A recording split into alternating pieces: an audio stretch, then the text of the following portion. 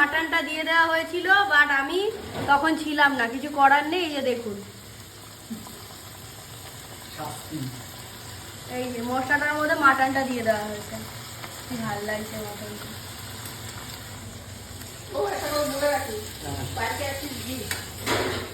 Mutton কষিয়ে আমাকে এক পিস দেবা টেস্ট করার জন্য। আগে কিন্তু আমাকে বুক করে রেখেছিল। হ্যাঁ, ওকে। আজকে তো আমি জানা।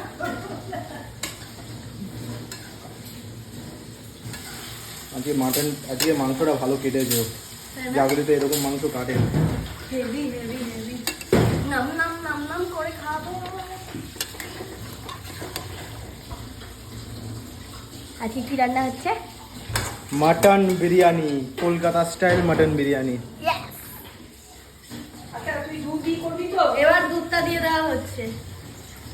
আমুলের দুধ চলে গেল। এই যে এবার আমি পরে আবার দেখাচ্ছি।